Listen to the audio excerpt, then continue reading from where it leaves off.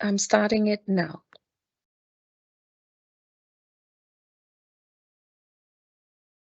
On.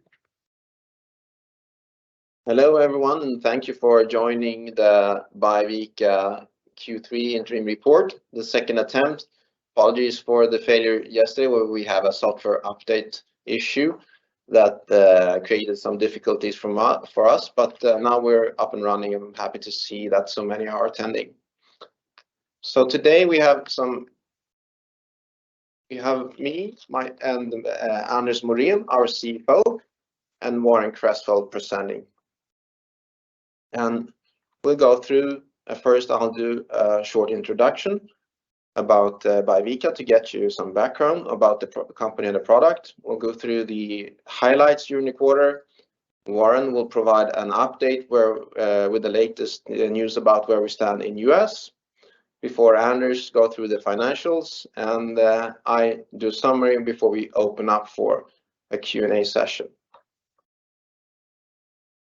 And if you want to ask questions, you can use the feature in the application already now.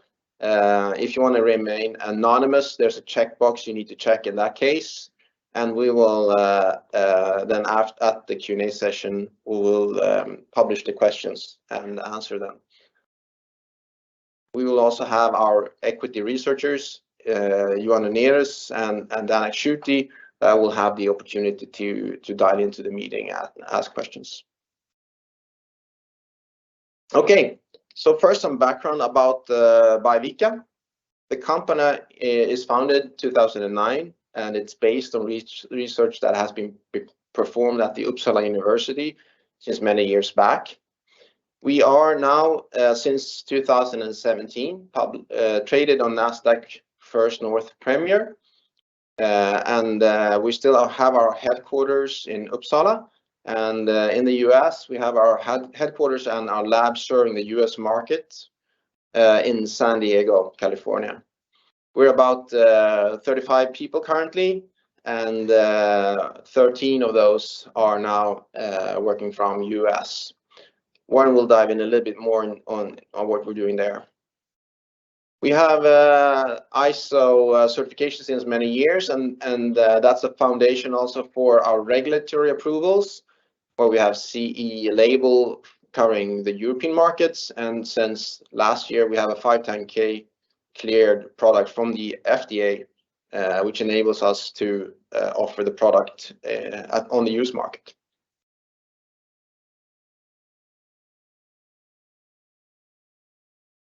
So moving on to the product. The product is called DiviTum. DiviTum stands for dividing tumor, and what DiviTum does is that it measures cell proliferation from a blood sample, blood test from the patient. And as you all know, cell proliferation is something really essential for us humans, especially so within cancer, as cancer grows through uncontrolled cell proliferation. DiviTum has shown in more than 20 clinical trials that it has very strong prognostic value. That means can see how the disease will progress, and also when used as a monitoring tool, that we can provide quick feedback how the patient is responding to treatment. We have shown in clinical trials that we already 2 weeks into treatment can provide feedback on treatment efficiency. And this is something that is very important and is an unmet need currently, that with a blood test provide this quick feedback. Currently, the standard methods for monitoring of these treatment and patients are being using imaging technologies, where you take a snapshot of the tumor size at start of treatment and several months into treatment. So with DiviTum, we can provide a more convenient and method with a quicker feedback than current standard being used. Of course, this is important for the patients getting that feedback and the treating physician, because the treatments have side effects and are costly. So it's important to make sure that they are also efficient and there are several treatment options, so we need to make sure that the patient has the best possible treatment and are benefiting from that. Our commercial roadmap starts with the launch of the product for clinical use for monitoring of metastatic breast cancer on the US market. That's why the 510(k) clearance and the CLIA lab certification is such important milestones, and also marks a new phase for the company.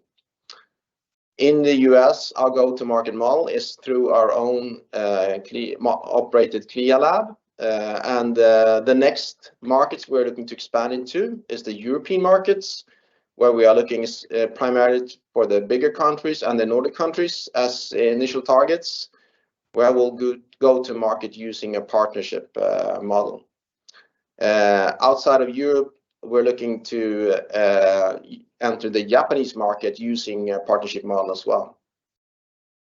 These market potential figures on the right is based on market research that we have done, and in order to from market research with payers to sort out the price that reflects the great value the product can provide, and with oncologists regarding the treatment schedule, which was also confirmed in the 510(k) clearance intended use, times the number of patients living with the disease.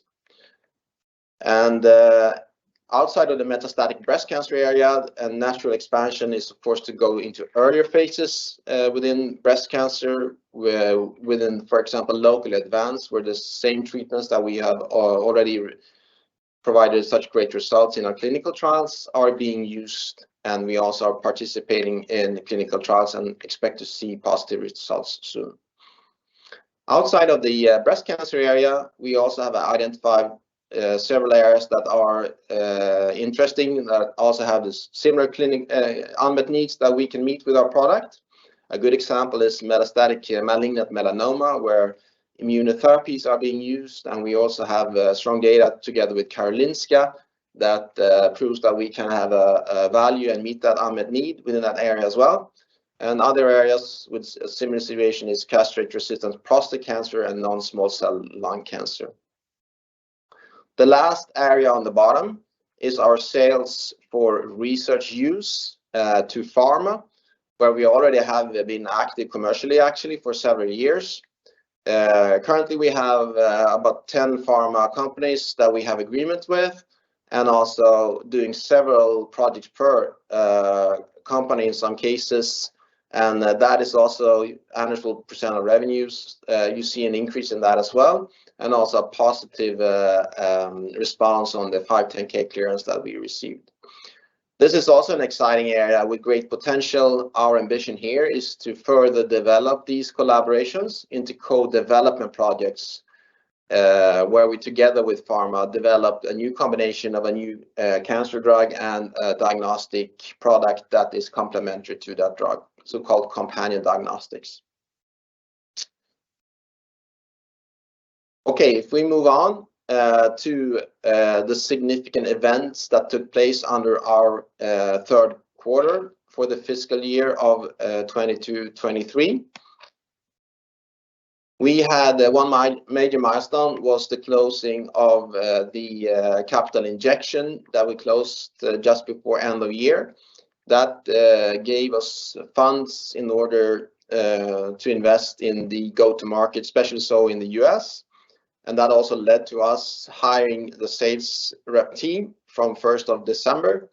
That has now been working for a little bit more than 3 months, and we can already see some initial impressive results from what they have achieved. Another area where we were active was at the San Antonio Breast Cancer Conference, where we had 2 posters. San Antonio Breast Cancer Conference is important to us, being the #1 conference within breast cancer every year in December in San Antonio. One very interesting trend at that conference was the fact that the industry is more and more moving from maximum tolerated dose to minimal effective dose, which of course drives the demand for biomarker assays like ours, where we can assess the efficiency of the treatment, giving more tailored, better monitoring in order to get more tailored treatments for patients. So it was a great conference from many aspects for us. On the topic of clinical data and publications, our clinical validation trial that we used for the 510(k) clearance is also now out in the public domain, published in a biomarker paper. And that's also important, having that published when we are commercializing the product and meeting oncologists. Another milestone was the start of Anders Morén as our CFO. Anders will go through our financials later on, as I said.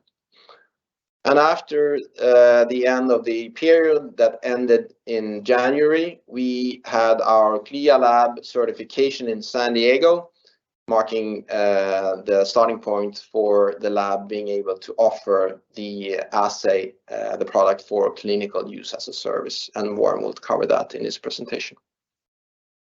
So with that said, I'd like to give the word to Warren Cresswell, our president of Biovica Americas, to go through where we stand in US. And please, Warren. Thanks, Anders. It's been both an exciting and productive quarter, I can say. Back in October of 2022, we submitted our application to the California Department of Public Health, and this was for our CLIA certificate.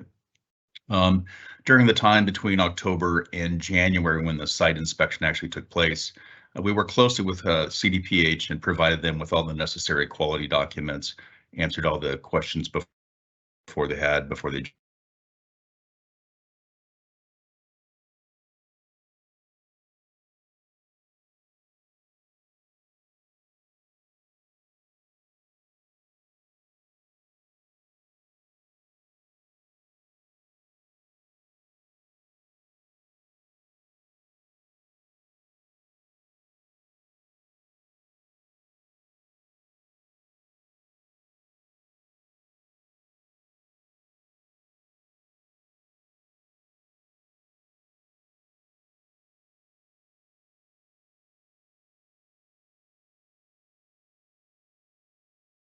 There were no, can you hear me okay?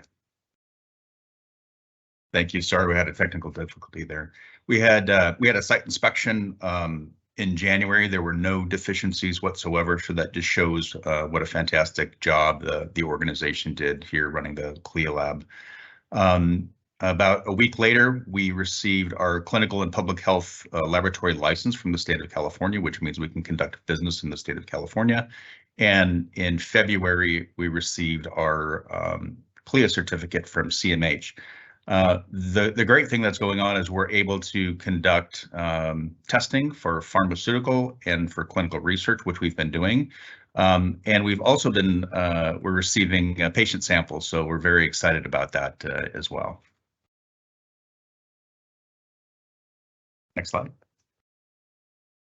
In December 1st, we hired our commercial team, and our approach was to hire the most experienced team that we could bring in. And these are people that have deep knowledge of the CLIA laboratory. Also, they come with significant experience with respect to relationships in the industry as well. You know, one of the things that we wanted to do is we wanted to make sure that once these individuals join the organization, that they could really hit the ground running and be productive. So what we did is we did at-home training months in advance, so that clinically, when they joined the organization, we didn't need much additional education for them to be able to be in the front of customers and for us to execute on our sophisticated targeting strategy. With respect to that, the team that we brought on board, there was really kind of 4 separate groups of folks that came on board. We have our sales team themselves, and they really focus on the educating the physicians and the nurse practitioners, the back office in regards to thymidine kinase and DiviTum. And they're also the demand drivers as well.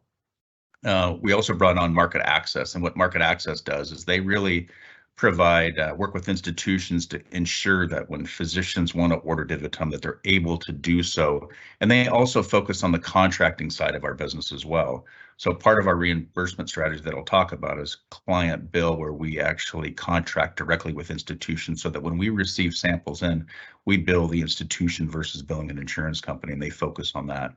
The third is managed care, and managed care is really responsible for coding and reimbursement. And with this group, they really focus as well on working directly with insurance companies and on guidelines as well. And then lastly is our revenue cycle. And our revenue cycle team, they process claims. So once we receive those products, those tests or the samples in-house, and we test those samples, they work closely with insurance companies and institutions for payment. But also what they do is they're the patient engagement side of things. So when customers call, they're going to speak with this particular department. So these folks are on board, and they've been, I think, extremely productive in a very short amount of time. Part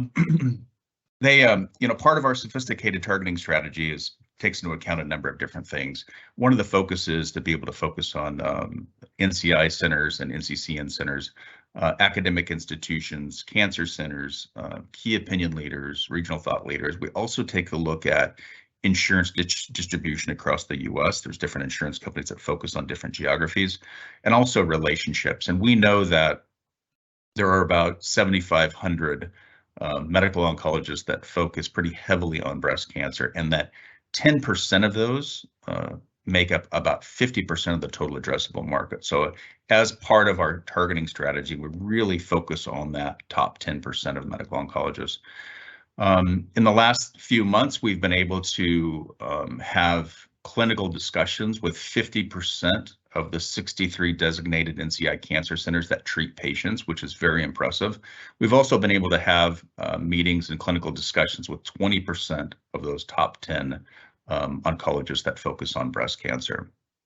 The feedback overall has been incredibly positive. And if you move to the next slide, I'll show you a few quotes from that. So with respect to the feedback, this is really a cross-section of feedback that we've been able to get back from oncologists. So if you take a look at the first one, this is a key opinion leader from an NCI, an academic center in the Southwest US, and they say, I find how DiviTum levels predict and monitor patients on CDK4/6 drugs to be potentially very helpful. There are several patients I have on these drugs that I'm now wondering which pattern they fit in.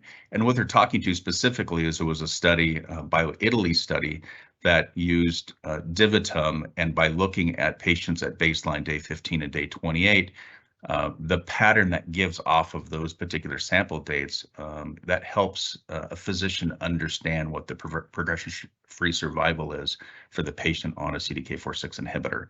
And this particular key opinion leader thought that was incredibly valuable in his practice. Another oncologist that we spoke to, who's in the Northeast area, really believes that the monitoring, the long-term monitoring access of patients is significant to them. The third one down is from a leading breast oncologist in the Southeast, and they say, I can see using DiviTum in several different settings, and I have ideas for incorporating DiviTum into the standard of care. Also researching how using DiviTum affects physicians' decisions and change behavior. So we think that's very interesting as well, that they're really thinking outside of even the intended use of where DiviTum could be used. And that also plays into the last one as well, which is a community oncologist in California. And they say they see this as a perfect fit in the adjuvant setting.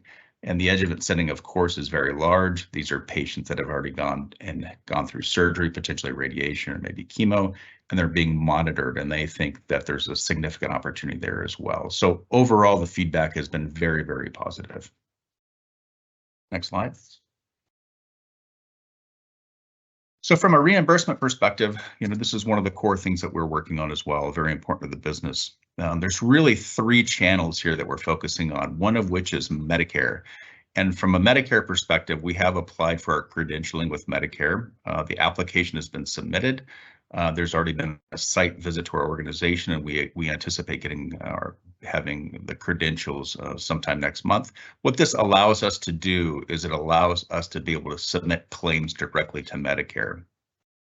The other thing that we're doing is we're working with both the AMA and CMS to get a PLA code, which is called a proprietary laboratory analysis code. That code is specific to our assay and that assay being run into our laboratory.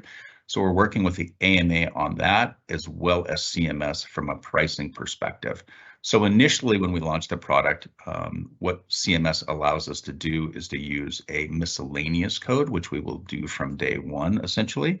And then as we walk through this process of getting a PLA code, we will have a code specific for our assay. So it's very important to our business. The other thing to recognize as well is that Medicare makes up about 50% of the total available market or total addressable market for our product. So having Medicare coverage is significant to our business. The second thing is client bill. And with client bill, we're developing a real pipeline of opportunities with institutions to contract. So we have folks out meeting with different institutions that are very interested in contracting with us, and there will be a lot more information to share moving forward on that. We're also working with them in regards to integration. So what we intend to do is to be able to be built into the electronic health record so that when a physician orders DiviTum, they don't have to do it like on a paper requisition. They can go directly to their system. They can click a box and the order will come through to us in San Diego. And the third is private insurance. And with private insurance, there's a process to get coverage in private insurance. Typically, it is getting Medicare coverage. It is getting into guidelines as well. And we are doing outreach to private insurance now to be able to educate them on the benefits of DiviTum and what that can do for patient or for physicians to help manage their patients. And in this category of reimbursement, we do have a financial assistance program that we've put in place. So that financial assistance program will benefit patients in regards to the amount that they pay for the test. One last comment is that our managed care team is working as well with on the guideline side of things as well. So that's a significant focus for our organization also. And with that being said, I'm going to hand it to you, Anders.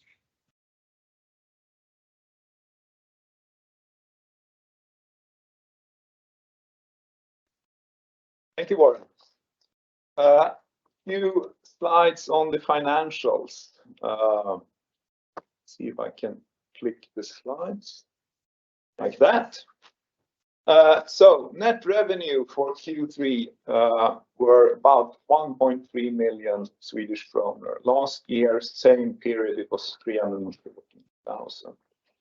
Net sales for the 3 quarters of May 22 to January 23 was 2.8 million almost. Last year it was 963,000. These sales are coming from the bottom line on Anders' slide earlier around the research and pharma collaborations where DiviTum is used as a biomarker for developing new cancer drugs. As you can see on the right-hand side of the slide, you see a really good growth compared to last year, and we think that this comes from it's based on the very well documented DiviTum test. We also see an increased interest after the 510K clearance, and I think this acted a little bit like a sort of quality stamp on the test and also on Biovica as a company for potential partnering around CDX co-development projects that Anders were talking about earlier. A little bit about cash. Closing amount for cash January 23 was 145 million. As we said earlier, and you're aware of, we had a successful rights issue of 148 million back in December last year, and we will use that for launching DiviTum in US and Europe. With that cash position and the existing funding plans, the board of directors has assessed the company's continued operations are secure. Talking a little bit about more cash and cash burn. Everybody's looking at cash burn these days. We hired very high quality people, but they also cost a bit. So our cash burn is around 10 million per month right now. Our expectation is that that will go down as we start seeing revenues coming from the US business and also from our European partners, which will be launched very, very soon. We also think that the current growth trajectory of the pharma collaborations will continue as is. So we have high expectations on all these three different revenue streams in the coming years. A little bit about headcount. We were 33 heads on average, and during Q3 last year we were 26, so it's quite a significant increase in there, and that is coming from the US sales team that we discussed earlier. Out of the 33 employees on average in Q3, 14 were female. Last year the same number was 13. So with that, I'll hand back to Anders for a summary slide.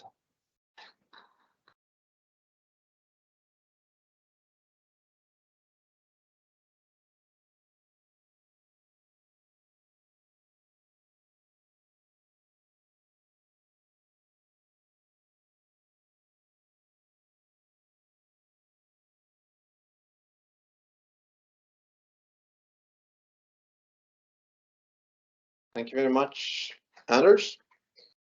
Yes, to sum it up, we have a product with a great potential that measures something very fundamental, cell proliferation, and it also addresses currently somewhat unmet clinical need, which is a simple, convenient method for a quicker monitoring within cancer treatment, initially metastatic breast cancer, but over time in more cancer areas than that. We have also a strong support from key opinion leaders. Together with them, we have performed scientific collaborations or clinical collaborations that has resulted in publications that proves the value and the potential of the product. That's the foundation for our commercial activities, our commercial phase that we now enter for clinical use. The product has great market potential within that field, over 2 billion in total, and now we're entering the first application, which is monitoring metastatic breast cancer for hormone-positive women, which we also have a 510(k) clearance with an intended use that covers that. We just passed a couple of very important milestones, the 510(k) clearance and the capital injection, and now the CLIA lab certification. We are just starting to receive samples. As Warren says, we are working also to get into the US reimbursement system in the market. One important thing is the PLA code that you can expect to see us get during 2023. We also, Warren talked about the importance of having direct bill agreements with US hospitals. That's another thing you can expect us to see during 2023, and you should also see revenues coming from the US organization. Medicare being the biggest patient population, with over 50% of the patients in the group that we are targeting are covered by Medicare. So getting inclusion into Medicare is also, of course, super important, and we've already started that journey as well, as Warren said. And during 2024, you can expect us to get the nationwide Medicare coverage. This should lead us to reach our target of realizing 15% of the market potential for the US market 3 years after launch of the product. If you look at the European markets, we have said previously that during 2023, we will launch the product using partners on multiple markets. And we're also in late stage of finishing agreements with the first partners and markets, so you can expect to see that very soon being announced. So thank you very much. That was our presentation, and we are happy to open up for questions. And maybe we could start. I see that we have Dan Akshuti from Pareto online. So maybe Dan, if you're online, if you have any questions, you can unmute yourself and please.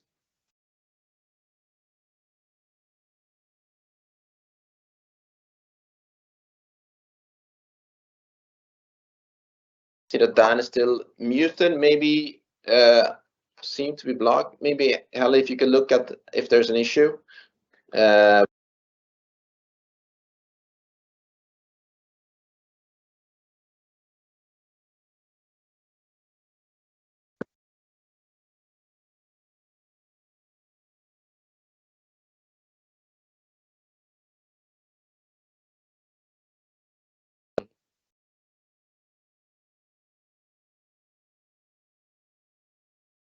Okay.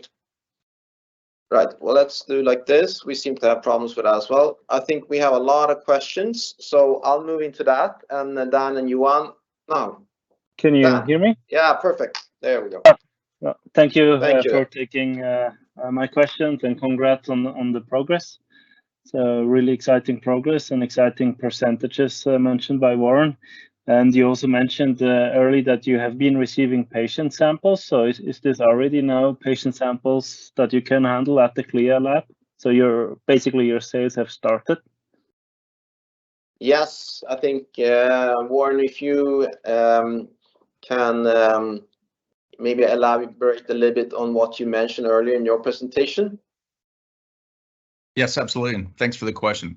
Yes, we have just started receiving patient samples. In fact, this week, we have been receiving pharmaceutical samples and clinical research samples. So we have been testing quite a few of those. So yes, the revenue stream per se for the patient clinical samples have started. Okay, thank you. And if you could go through the percentages of oncologists that you have reached out, again, you mentioned several numbers there, and I'm not sure if I got them all right. So if you could just go through them again, thank you.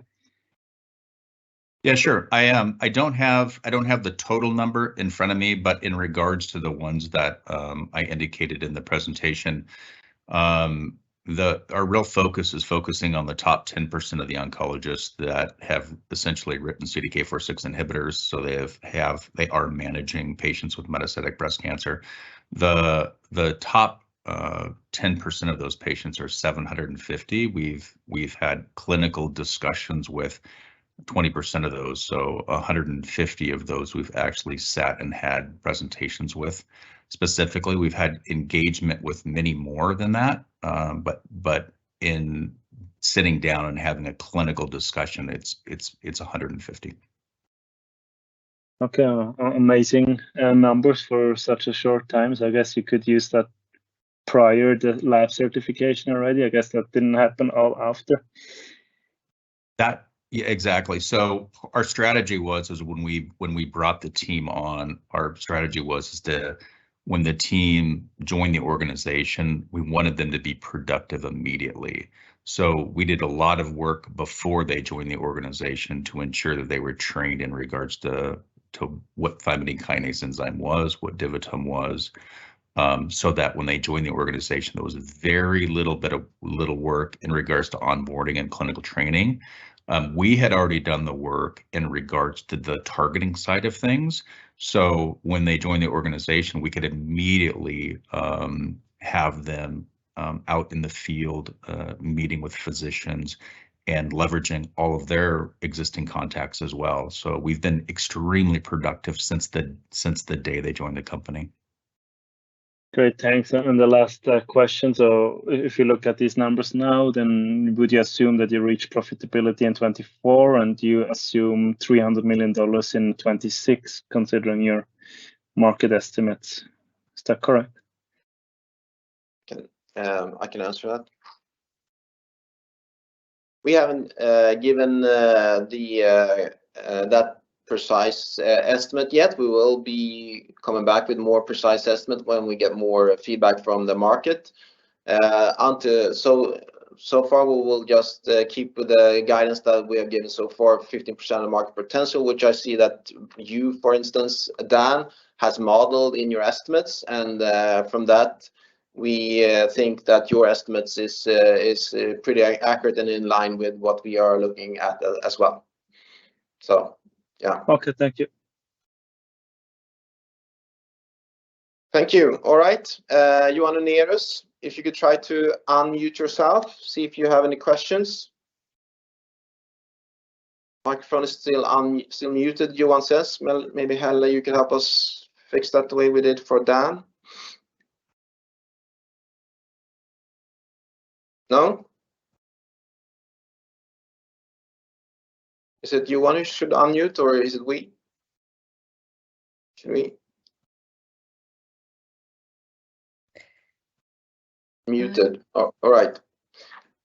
In the meantime, no, Johan is online. All right, there we go. Johan, please, welcome to the call.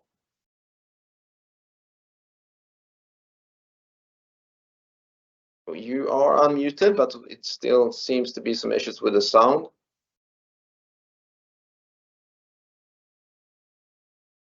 Okay. In the meantime, while we sort that out, we have a lot of questions from the attendees, which we appreciate. So I'll go through them here, as many as I can. We have one from Robert here, who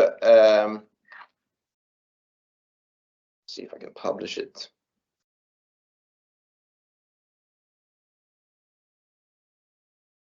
There you go. Let's see. No. Okay. So Robert asks, what about Europe? And then we've got several ones asking about that actually. Where do you stand in Europe? When can we expect to see a launch on the European market?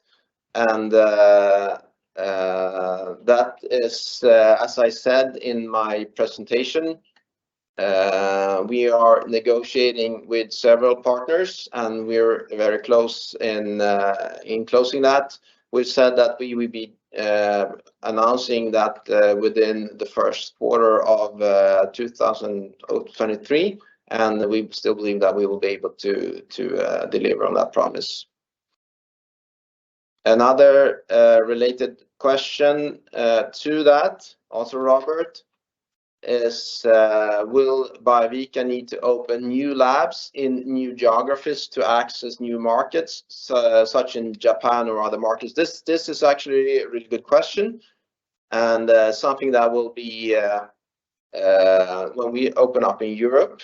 This will it will be part of that agreement actually with a partner.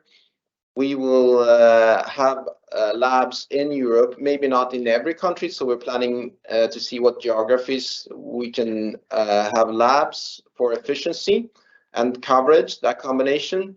But yes, we will have labs on other markets than the US lab. We won't be sending samples over the Atlantic. That's not our plan. We will have labs in Europe, and primarily or initially we'll have offer that through partners. And I also got a question here from let's see if I lost it here. Yeah, here was the Robert. I published the wrong one. I got one question which I thought was good. I'm publishing similar questions, so we check them out. One question CEO report of the Q3 report, CE wording in the Q3 report. We talked about partners that we collaborate with, and which one can you mention? We can mention the ones that have published data, so they have made official that they work with Biovica, or that we have included in the agreement that we are allowed to mention. And the ones that we can mention so far is the first one was Pfizer, who presented several years ago on AACR the results that they did in an Asian trial. with CDK4/6, and so that's one of the collaborating partners. Another one is Novartis, who used our assay in their BioItaly trial, which had an excellent result, where we also were compared against ctDNA and came out very well. So that's another partner that we can measure. And then the last one is Carrick Therapeutics, that presented results on their CDK inhibitor. It was not a CDK4/6, it was a version that they are developing, that they presented on the San Antonio Breast Cancer Conference 2 years ago, or 1.5 years ago.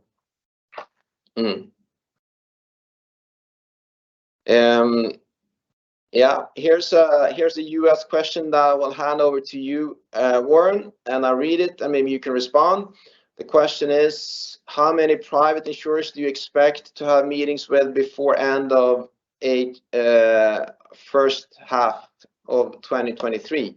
Will private insurers await CMS Medicare decisions before they give reimbursement? Maybe you can elaborate a little bit about this, the order, the strategy basically within reimbursement, in which order we focus our efforts, because we have a pretty smart plan there.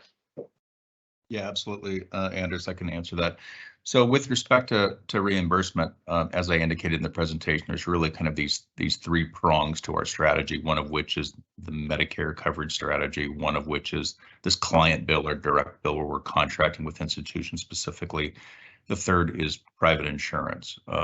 So we're working on all 3 of those simultaneously, but they all will move at a different rate. So the one that's really or the 2 that move fairly quick, one is contracting with institutions. For us, it's being able to get a contract in place with an institution.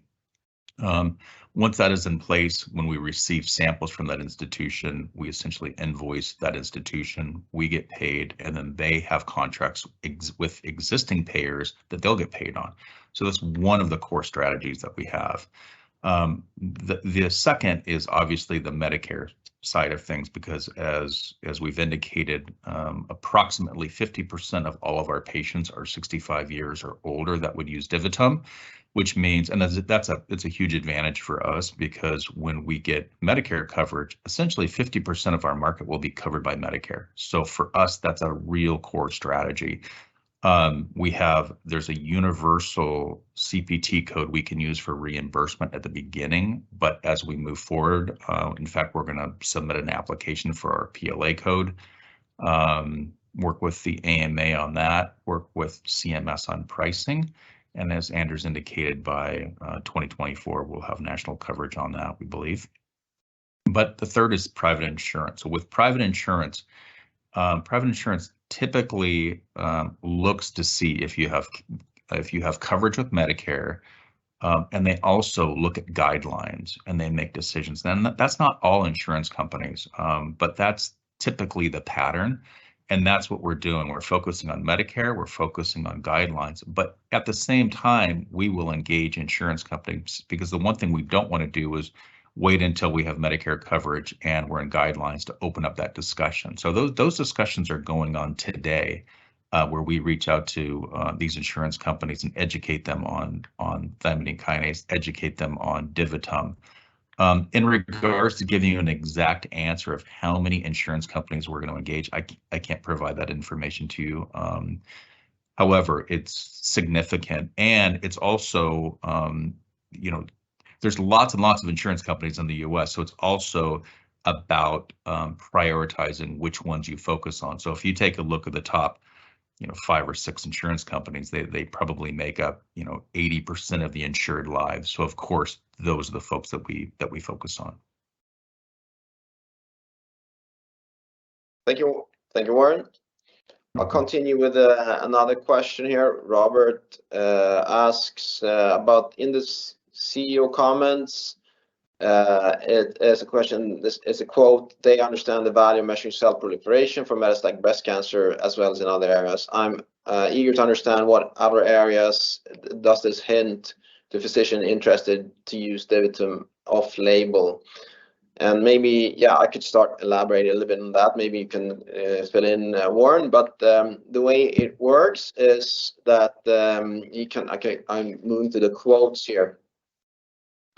We have a 510K clearance with an intended use. That allows us to market the product for that specific intended use, which is used for monitoring within metastatic breast cancer of hormone positive type, to be very specific. And when we do presentations for oncologists, they understand the biology, how this works, and they see other areas of possibility. And there are also other clinical evidence outside of our intended use that we are allowed to point to, but we're not allowed to market the product outside of the intended use. The treating physicians, they're allowed to make decision on how they want to use products, so they can order the product and use it for other areas, but it's on their responsibility. We are only allowed to market within our intended use. Is that a fair summary, or do you want to add something, Warren? No, that's completely fair. So our strategy, of course, is to continue the great start that we've had with our clinical documentation and expand into new areas. And like the quote down below is, I see this as a perfect fit in the adjuvant setting. Yeah, we are also really interested to see how this can be used outside of the metastatic breast cancer, and are looking from the collaborations that we already have to expand into and get a wider documentation. And that leads into another very good question that we have received, and that is, how far have you come in other applications outside of the metastatic breast cancer area, like prostate cancer? Yeah, this has been a key strength area, I would say, for us to be able to sell this product to oncologists, that they invest their time and money to document the value of the product.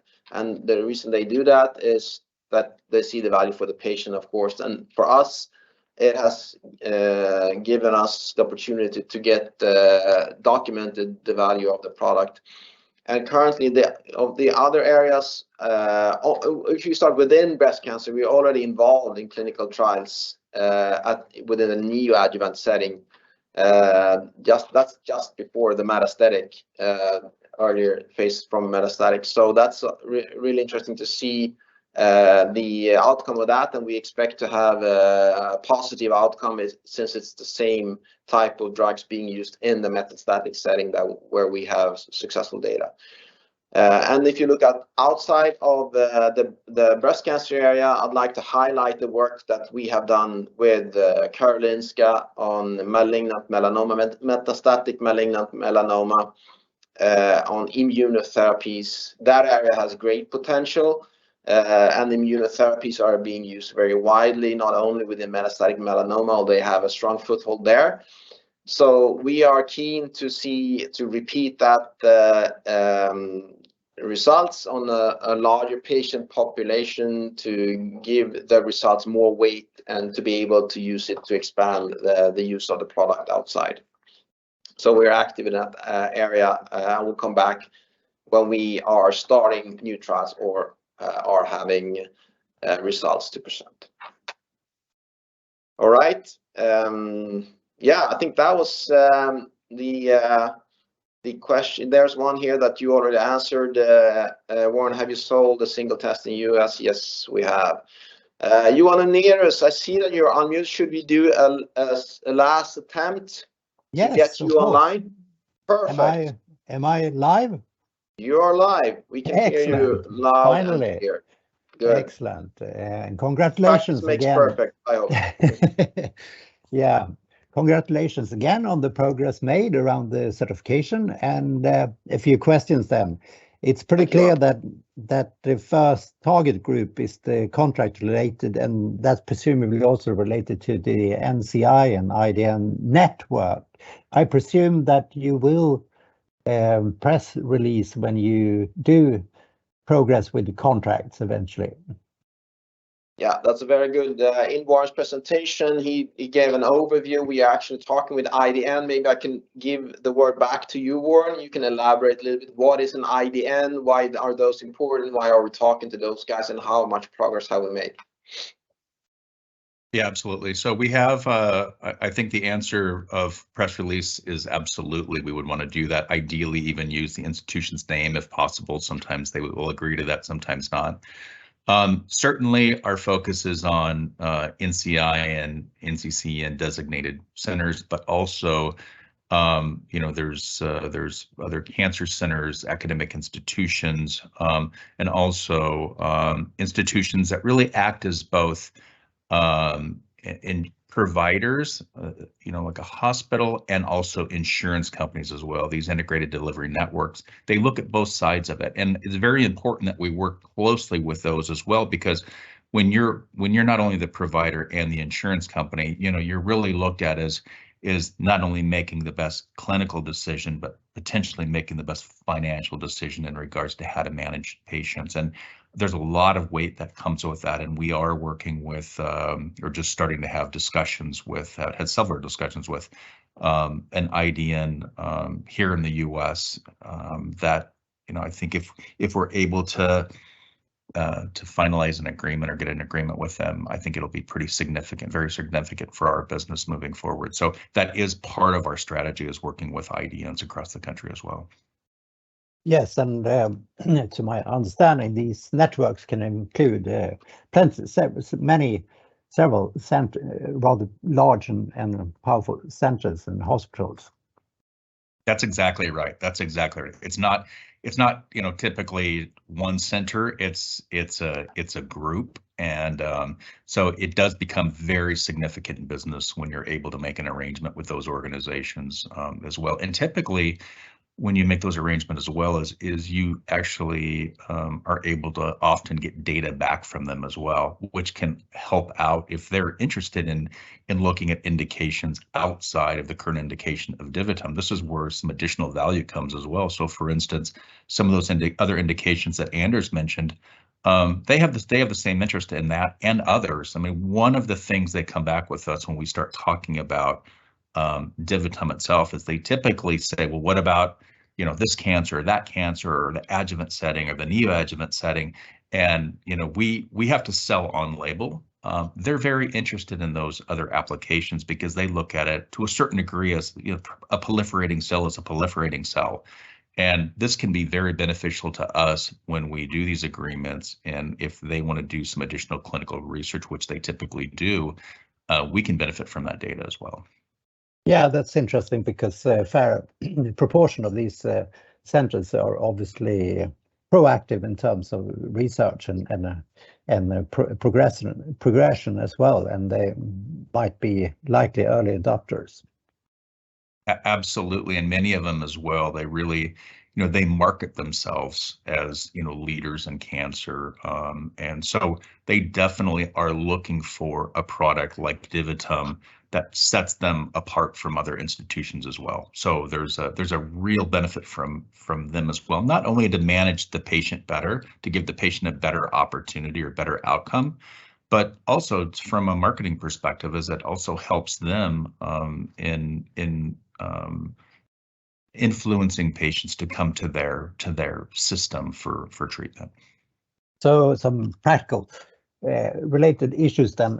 When hopefully press release will follow, then that you have a contract, what was the timelines from the contracts to actually clinically using DiviTum and attracting or securing orders? Warren? Yep, absolutely. So it depends on the institution. So in some cases, institutions, you can do some things in parallel where you can actually start testing and then you transition over to that agreement. In other cases, those institutions will want you to have a connection to their electronic healthcare record, which takes a little bit of time to do because you need to build that connection between the institution and yourself. So I would have to say it really depends. I mean, typically, when you have kind of a handshake agreement and you're working through a contracting process, that takes a little bit of time. And then it takes a little bit of time as well to build these into the system and to also do all the in-service work, because you're training individuals internally in regards to the logistics of getting the samples to your institutions. But I would say, probably a few months. It's not a year. It's not a year project, but it's not a day project. So I would probably say somewhere in that neighborhood of a number of months. That's very helpful. And also in the early stage ahead of PLA codes and so on, presumably there will be a sort of a little bit of a mixed bag in terms of pricing. Yes, absolutely there will be. So each one of those categories that I showed, one is Medicare, one's private insurance, and one's contracting. Each one of those will typically have a different. They will have the same price point, but what you receive from a reimbursement perspective is a bit different, absolutely. And we factored all of that into our modeling internally. But you're exactly right. Once we have the PLA code, then there is really something to almost index off of for others, because that becomes very public information. But at the beginning, when we use a universal chemistry code, that's not something that's published. We're using a universal chemistry code. We're negotiating with Medicare in regards to the pricing of that.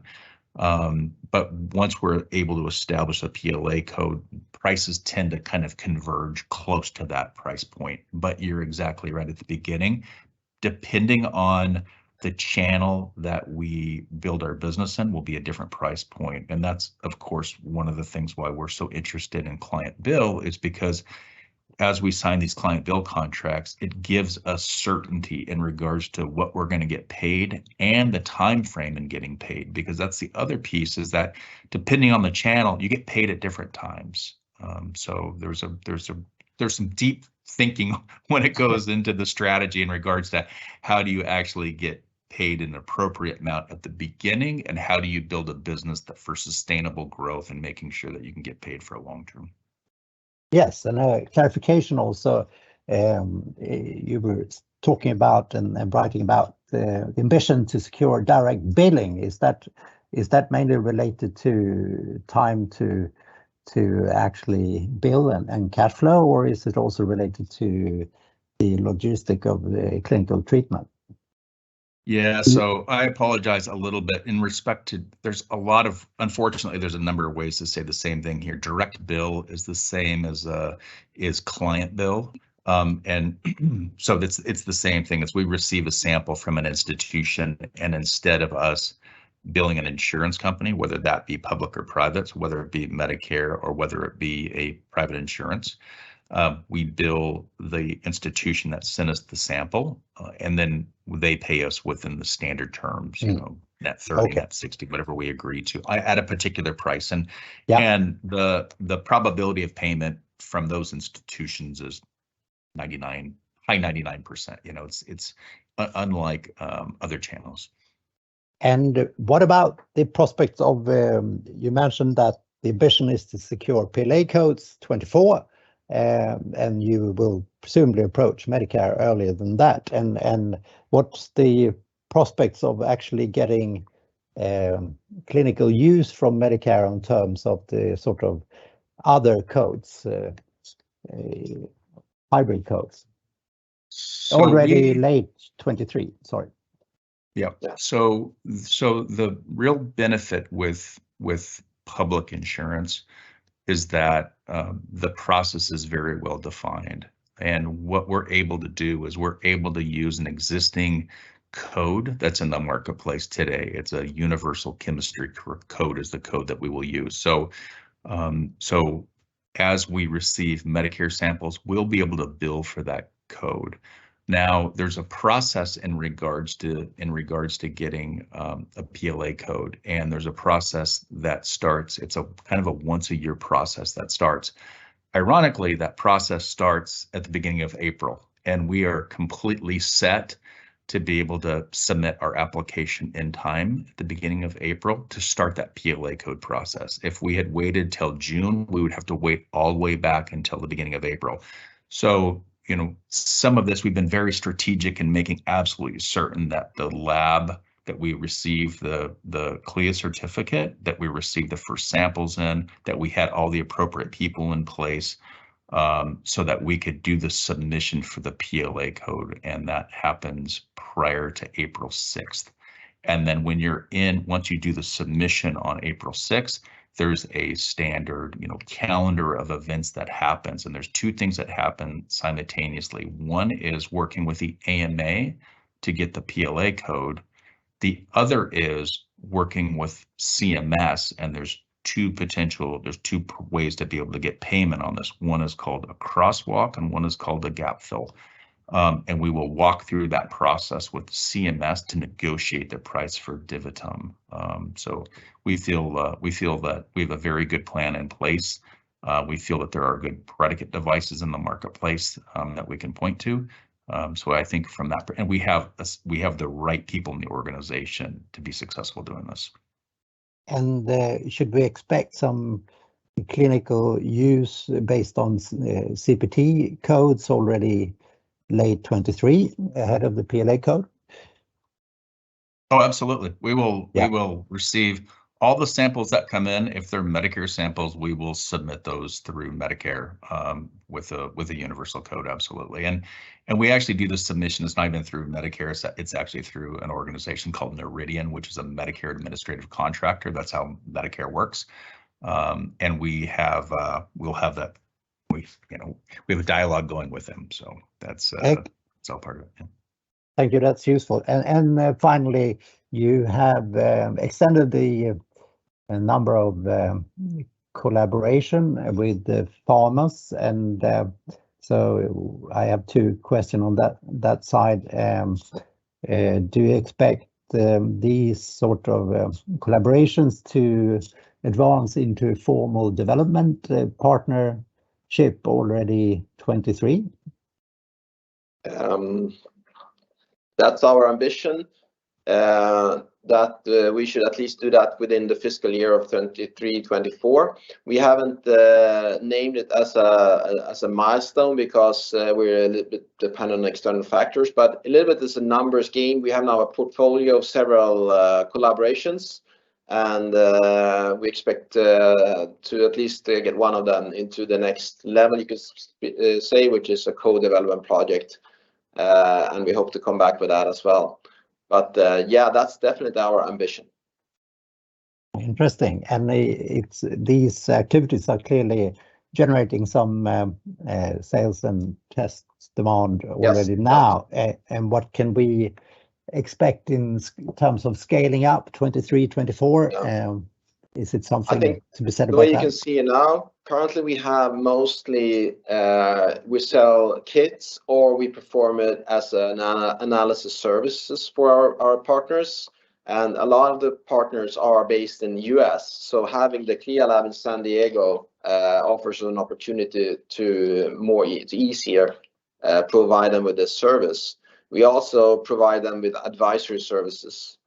The next level, when you enter a collaboration project, then it becomes more strictly a development service project. So, and we'll have a decent profit margin in that as well. So we'll have a service that will result in a bundle project, you could say, with for us a new diagnostic test and the pharma company a new drug. And the real potential upside, of course, is when the two are launched together. It's a similar business model that we have with the DiviTum when we launch it now for clinical use, with the benefit, of course, that the pharma partner will invest in marketing activities, which will drive uptake. So it's a really attractive business model, and I think the work that we have done so far with the clinical documentation, the 510K, the Salesforce and lab, all qualifies us. It's like a ticket to play, sort of, to be part of those discussions. And within this field, just as Warren pointed out, with the managed care, we have managed care, we have people that has great experience and successful of getting things into Medicare. We also, within the CDA companion diagnostics field, we have people that has that experience as well. So that is very comforting, and it's very inspiring to see the progress we're making there as well. Excellent. And finally, Europe, it seems like you're in a rather advanced stage of securing a partner for commercial partner for Europe. Should we expect some contract signing contribution, or is it something to be seen? Yeah, the partner discussions there are in late phase, so you can expect it to happen very soon. And there's a dependency, of course. The US team has developed a lot of assets for launching this type of product. These assets we will be able to reuse when we launch the product on the European markets. So there's a dependency, and we of course don't want to develop the same material and make the same rather big investment twice.